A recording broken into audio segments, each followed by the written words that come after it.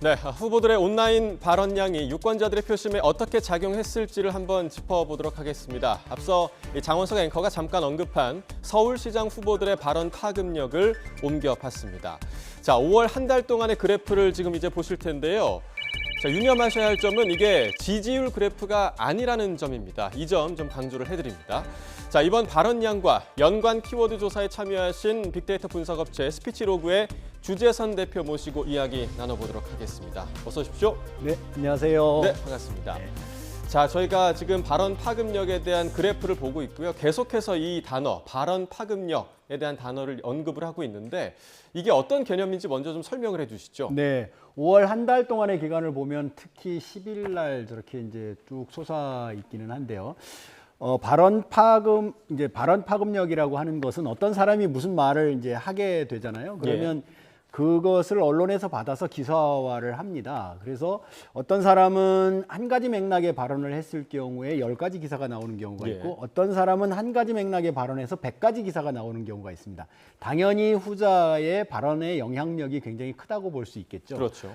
이렇게 발언량 대비 기사량을 측정을 해서 이것을 우리는 발언 파급력으로 놓고 보고 있습니다. 네, 그러니까 이 발언 파급력이 높다고 해서 반드시 좀 지지율이 높다 이런 개념은 아닌 거군요. 그렇습니다. 발언 파급력 이코로 지지율이라고 할 수는 없지만 발언 파급력이 높다라는 것은 당연히 언급이 많이 된다라는 얘기인 거고요. 그렇죠. 언급이 많이 되는 것은 지지율로 연결될 가능성이 굉장히 크다 이렇게 볼 수 있겠습니다. 네, 자 그래프를 좀 분석을 해보도록 하겠습니다. 자, 5월 10일이죠. 5월 10일 일구간을 보시면 두 후보 모두 발언 파급력이 치솟은 부분을 보실 수가 있습니다. 자, 무슨 발언을 했는지 관련 발언을 함께 좀 보시겠습니다.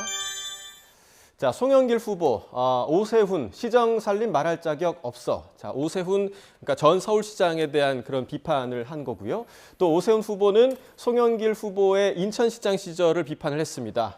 송영길은 실패한 시장이다 이런 발언을 했는데요. 서로 후보 자격이 없다라고 공격하는 발언들인데, 자, 5월 10일경 이때 이런 내용이 좀 많이 나온 이유는 좀 어디에 있을까요?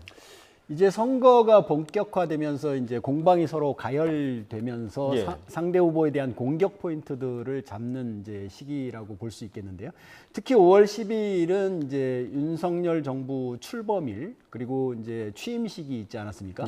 당연히 언론에서는 양 진영의 대표 주자격인 오세훈 후보와 송영길 후보의 발언을 많이 시켰을 것이고요. 특히나 대척점의 대표 주자격인 송영길 후보의 발언이 언론에 굉장히 많이 노출되는 것은 당연한 것이 아닌가 이렇게 생각되고 있습니다. 네, 자 5월 10일 이후를 보시면요, 뭐 엎치락뒤치락 비슷한 양상을 좀 보였습니다. 비슷하다가 최근에 24일 정도, 그러니까 5월 말경에 다시 송영길 후보가 오르는 모습을 보실 수가 있었는데요. 자, 이 시기에 어떤 공방이 있었는지 먼저 듣고 오겠습니다. 김포공항이 이전되면 인근 부지까지 1,200만 평의 새로운 강남을 만들 수 있습니다. 갑자기 김포공항 이 문제 가지고 이렇게 공격을 하고 있습니까?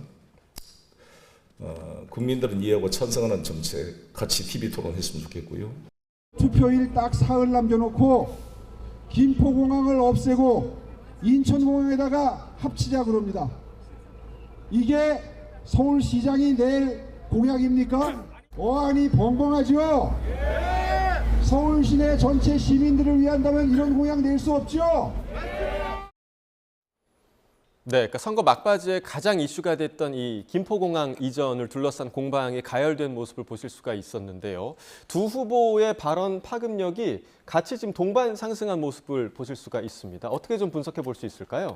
선거 막판에 대형 이슈가 터졌습니다. 이제 지지율의 열세인 송영길 후보 입장에서는 어쨌든 언급량이 굉장히 늘고 관심을 증폭시킨 측면에서는 일정하게 의도한 바를 달성했다. 이제 이렇게 볼 수 있겠고요. 서울시장 선거의 전반적인 부분에서 이제 몇 가지 관전 포인트들이 있을 텐데 저는 이제 막판에 터졌던 이 김포공항 이슈가 서울시장 선거에 어떻게 영향을 미칠지 우리 시청자 여러분께서도 관전 포인트로 지켜봐 주셨으면 좋겠습니다. 알겠습니다. 자, 먼저 서울시장 후보들의 발언 파급력에 대해서 그래프로 좀 살펴봤고요. 이번에는 경기지사로 가보겠습니다. 역시 발언 파급력을 비교를 해보는 그래프를 보실 수가 있습니다. 자, 여기 보시면 지난달 15일쯤, 5월 15일쯤에 국민의힘 김은혜 후보의 발언 파급력이 높이 솟은 모습을 보실 수가 있습니다. 자, 이 시기에 어떤 이슈가 있었는지 봤더니 네, 강용석 후보와 관련된 이슈가 있었습니다. 여기서 상대 존중하면서 제가 나아가겠다. 여기서 상대는 강용석 후보를 지칭하고요. 이 발언이 구체적으로 좀 어떤 발언이었는지 듣고 오시겠습니다. 강용석 후보님도 제가 존경하는 후보입니다. 그리고 지난 대선 과정에서도 정말 많은 노력을 해오셨고 개인의 유불리를 위해서 제가 쉽게 선택하고 결정하고 그럴 수 있는 사안이 아니라고 생각합니다. 자, 이 단일화 관련 이슈 때문일까요? 5월 중순 김은혜 후보의 발언 파급력이 지금 계속해서 좀 우세한 모습을 보실 수가 있습니다. 이 부분 좀 분석을 해주시죠. 경기지사 후보의 이제 발언 파급력의 한 달 동안의 그래프를 보면 이제 굉장히 재밌는데요. 예. 5월 14일 이전까지는 엎치락뒤치락합니다. 그래서 네. 김동연 후보, 김은혜 후보가 앞섰다 뒤졌다 이제 이렇게 나오고요. 5월 14일부터 이제 21일 지점까지는 김은혜 후보가 김동연 후보에 비해서 굉장히 높은 파급력을, 굉장히는 아니지만 상대적으로 높은 파급력들을 보이고 있습니다. 예. 이제 이 기간 동안에 이제 그 김은혜 후보의 키워드들을 살펴보면 몇 가지 재밌는 키워드들이 있는데요. 예. 역시 단일화, 강용석 이 키워드가 이제 중심 키워드로 나오고요. 예. 그 뒷부분으로 가면 이제 KT 이 키워드가 이제 부정적 키워드로서 나오고 또 경기맘 뭐 이런 키워드도 나옵니다. 이제 반면에 또 경기 북부 반도체 공장 이런 키워드들이 나오고요. 전반적으로 어쨌든 14일부터 21일 이 지점까지는 김동연 후보를 어느 정도는 김은혜 후보가 압도했다 이렇게 볼 수 있겠고요. 그 뒤로 가면 이제 또 상황이 좀 달라지긴 하지만 예. 이 지점에서는 김은혜 후보가 발언 파급력에서는 압도했다 이렇게 볼 수 있겠습니다. 네, 방금 말씀해 주신 대로 14일부터 21일 정도까지는 김은혜 후보가 좀 발언 파급력이 우세한 모습을 보실 수가 있고요. 자, 그럼 더불어민주당 김동연 후보의 경우도 보겠습니다. 민주당의 내홍이 불거졌던 24일쯤, 5월 말쯤에 발언 파급력이 높아진 모습을 보실 수가 있는데요. 자, 이때 김동연 후보 심판을 하더라도 씨앗은 남겨달라라는 발언을 했습니다. 구체적으로 한번 듣고 오겠습니다.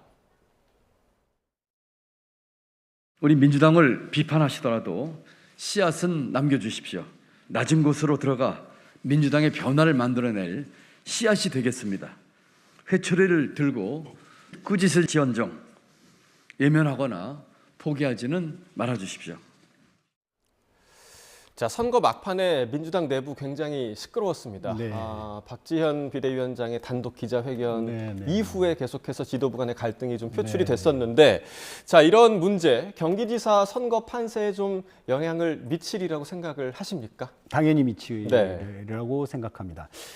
이번 선거를 이제 다들 예상하기를 이제 투표율이 60% 전후로 나올 것이다. 저도 개인적으로는 이제 60%가 안 될 것이라 이렇게 예상을 하고 있는데요. 예. 이제 그런 측면에서 보면은 이제 각 후보들 입장에서는 지지층들을 얼마나 투표장으로 이끌어 오는지 이게 이번 선거의 이제 관건적인 요인이 될 텐데요. 다시 말해서 지지층의 결집 그리고 그 결집력이 투표장으로 이어지게 만드는 것.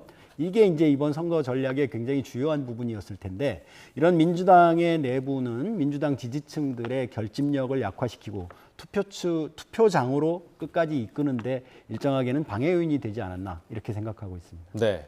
자, 서울시장과 경기지사 후보들의 발언 파급력을 먼저 좀 그래프로 살펴봤고요. 자, 그러면 각 후보들에 대한 온라인 언급량이 실제 여론조사, 그러니까 지지율에도 반영이 됐을지 한번 짚어보도록 하겠습니다.